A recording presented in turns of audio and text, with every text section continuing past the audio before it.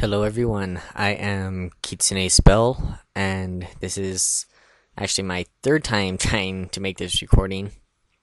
Well, the audio part of this video anyway. You see, the first couple times the audio didn't record right. So, let's see how things go this time. I am here to tell you about a couple traps I've made for the role-playing game Dungeons and Dragons. The idea for making this video I actually got from the player's DM who on the YouTube channel Puzzle of the Week. Check out his channel. He has some pretty good ideas and advice and tips. So, on to the content. The first trap I'm going to tell you about is an orb I featured in my latest campaign. Now where this orb was located was some ruins, and the backstory of the ruins was that it was there was a massive war, which pretty much resulted in genocide on both sides. Now, when the players saw this orb, it was about the size of a basketball and faintly glowing, so it was obviously magical, and when they touched the orb, it engulfed them with the light, which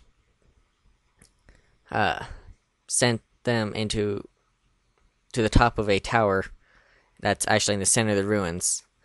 And this tower is about 5 stories tall, so it's fairly tall. So they appear on this tower, and there's a man up there with them who's standing on the edge, who tells them their one hint on how to escape where they are and return to where they were. He says to them, "To fear death is how you die." And with that, he jumps off the tower, killing himself.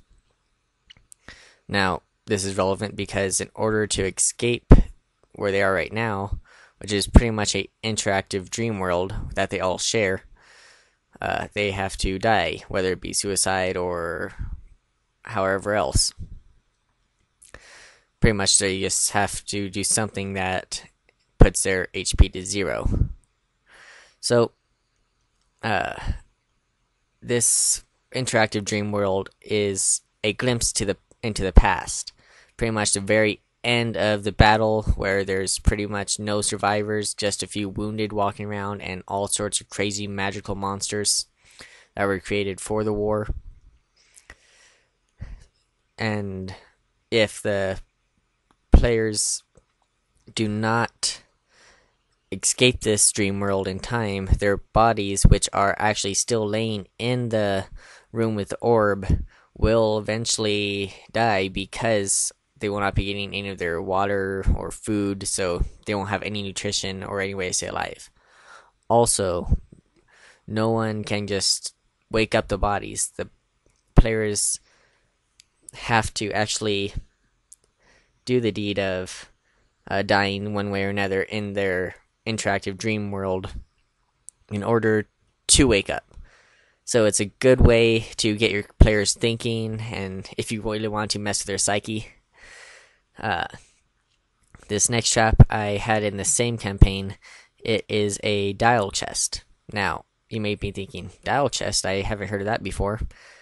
Well, with this chest, it had a dial that was numbered numbers 1 through 6. And each of these numbers, once you turn the dial to that number, the chest would open and have whatever's inside, according to that number.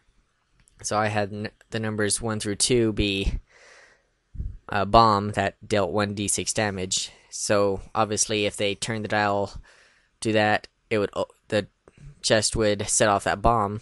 The chest would not be destroyed, so then the chest would close and the dial would reset. If they turned it back to those numbers, the chest would be empty because they already used that bomb. With numbers 3 through 4, I used first edition rules shield spell. When I say that, I mean I enchanted an item with it. So I had for those 2 numbers, if they set the dial to end to open the chest, they would get a pendant that allowed them to cast the spell. For the numbers 5 through 6, I had it be just simply an emerald. Obviously, as I had said with a bomb, it is not an unlimited amount of supplies, so once they took it, it's gone. They do not get an unlimited amount just by resetting the dial. It's a fun way to spice things up with chests and giving your players items. There's lots of potential in it, I see. You are not limited to any set of numbers or any sort of items. You can have whatever you want in there. It's kind of like having multiple chests in one chest. And I'm just going to end this video by saying thank you for watching, and please give me some feedback. Let me know if you'd like me to make some more videos, and give me some advice on ways I can improve. After all, this is my first video. I think I mentioned that at the start. And once again, I'm going to acknowledge the Player's DM from Puzzle of the Week. So once again, check out his channel. Alright, thank you for watching.